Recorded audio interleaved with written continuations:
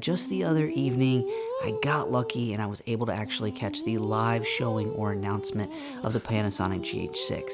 Now, somebody that's been with the GH4, the GH5, and the S5, this was something that I was super excited about in regards to just really seeing what all the hype was about. So I took some notes, watched everything that was going on, and then I decided the following day that I was going to follow up and watch Andy Axe's video on the GH6 and also DSLR video shooter.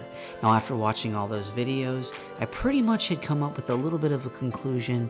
Here are some of my thoughts. So now, rather than going through all the specs from top to bottom, I actually went ahead and took some notes of just some things that I wanted to highlight for you guys. As someone that, you know, spent years shooting on the GH5, years shooting on the GH4, and honestly kind of started my production company side of things with the GH5 in particular. Which brings me to kind of discuss the GH6 in regards to those highlightable kind of differences from the GH5 to the GH6. One of the first ones is pretty much going to be that dynamic range boost.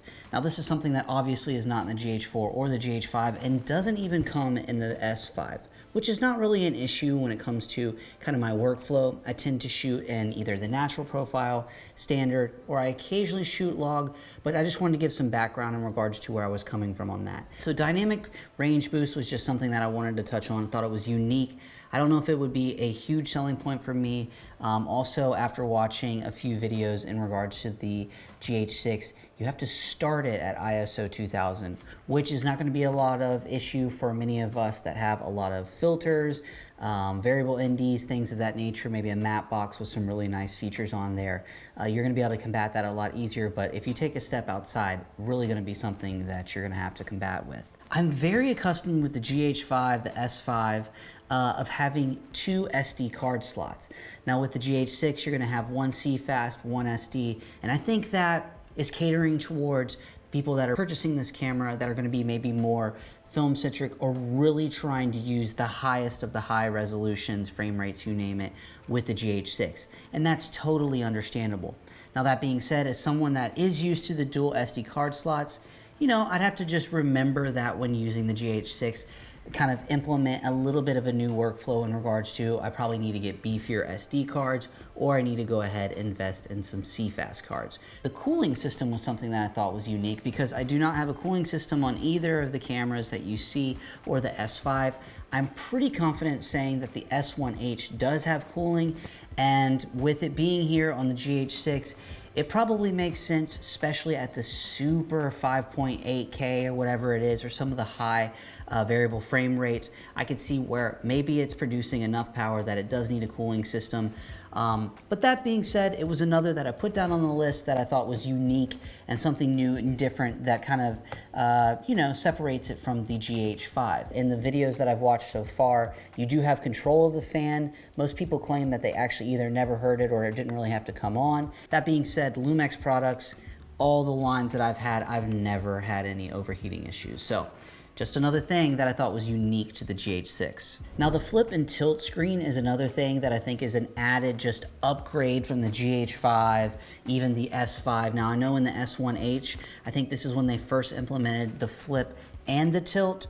And you know, it's one of those things, it's 2022, you're looking to make some differences between the GH5 and the GH6, and they added that feature. And I think that would be one of those that might draw a lot more people in. I'm so accustomed to just the normal flip out, it does its thing. The tilt isn't a selling feature for me, but for maybe some Sony people out there, people that they have used tilt only, that might be their comfort zone. So Panasonic with that feature is able to kind of kill two birds with one stone. Flip and tilt. Now this feature is one that I think a lot of people are gonna like, and that's internal ProRes recording. Now I'm pretty confident if you are going to be using that, most likely you are gonna have to use CFast, which might eliminate a lot of people from using it, but those that are going to be using it are gonna probably love it when they throw it in their editor. I do not normally edit with ProRes files, but I have heard while they're huge, they're a breeze to edit with, at least in some editing softwares. So it's just one of those things where I think it's definitely an awesome feature. I personally wouldn't be taking advantage of it, particularly right now. A few years from now, it might be something that I absolutely want. But once again, it's another feature that Panasonic threw into their camera at $2,200 that seems to probably be pretty useful for a lot of, you know, filmmakers out there. Now, while I was watching the launch party video, I did happen to ask the question of how it performed in low light.